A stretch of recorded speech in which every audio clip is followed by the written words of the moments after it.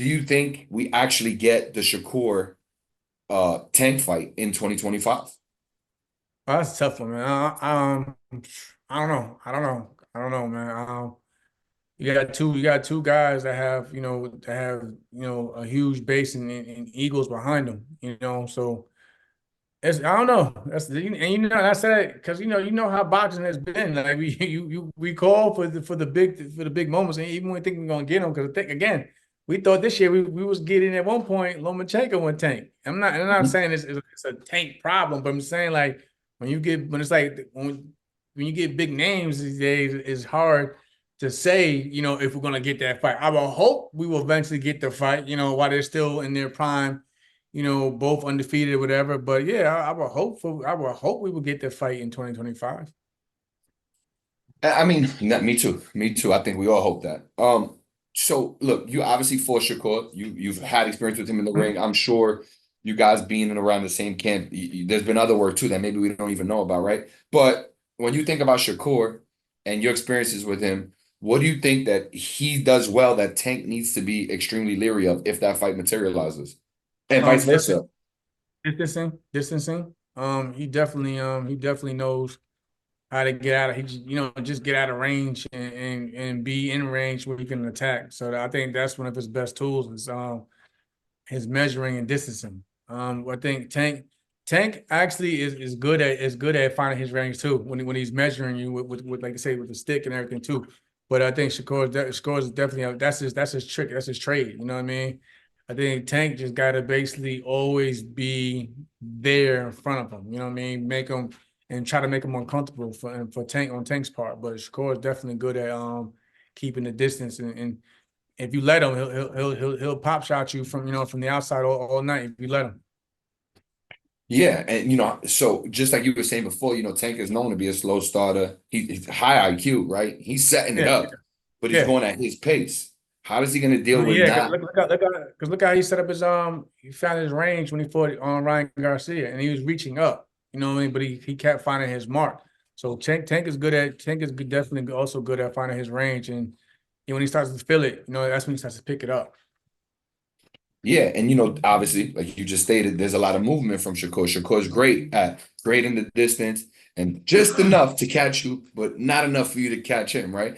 Right. How does Tank going to deal with all that movement, and how does he like not give away so many rounds to what ends up a decision loss? You gotta stay cool in there. You gotta stay cool in there. You can't show frustration.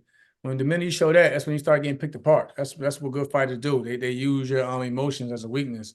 So you gotta just stay cool and don't get reckless.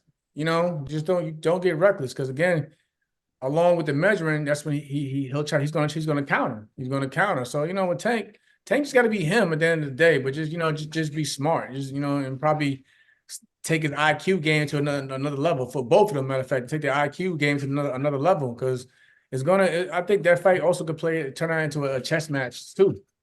So they definitely got to step to the IQ level in that ring. Yeah, a lot of people were saying, right, and we're gonna get there in a second, so that we're not jumping too far ahead. But a lot of people were saying, like with Better BF last weekend, they were saying, look, we didn't expect him to be as good of a boxer as he was, right? Right. Do you think that a fight with Shakur will show us more of that side of Tank? Because he might be forced to become Oh yeah, I more of the mean, boxer. yeah. I mean, because Coach Cal, and Coach Kenny, and them, I know them for like since I was young, so I know like they take every fight serious, and they've been in camp sparring sessions with Shakur, so they know all parts know what they're dealing with on both sides. So so of course you probably gonna see some different things from both camps. You know what I mean? So it's not just one way. Like I said again, like with Danny Garcia said, when people are familiar with each other, you might see something. The fans might see something different that they haven't seen before because they're both bringing it out of each other. Breakdown. If this fight happens, how do you see it playing out? What's your prediction? I don't know, man. That's a tough one. That's a tough one. That's tough one for me. I can go like again. The man beat me, so I don't take anything from him, and I don't show no animosity. I give Shakur all the credit in the world, and I wish that man all the best in the world, and I hope he achieves as much as he possibly can. Again, I've known Tank since he was a kid, and Tank is still a dog, and we know what he can do. You know what I mean? We know how how he can end the show But we know Shakur, how he can like I said, look at the fight with Oscar Valdez. He neutralized all this aggression, and boxed a beautiful fight that night. So again, it just I feel like for me, it's just whoever brings their best in that night and never makes it, never slips up and falls Yeah. into So and falls into traps. yeah. So you think it could come down to just who makes the first mistake? Pretty much, yeah. Yeah. Yeah, Or no or, doubt. or, or like, if like for instance, like with Shakur, if you let that man get his rhythm and he starts feeling good in there, and he starts getting your timing down, he's gonna try to pick you apart.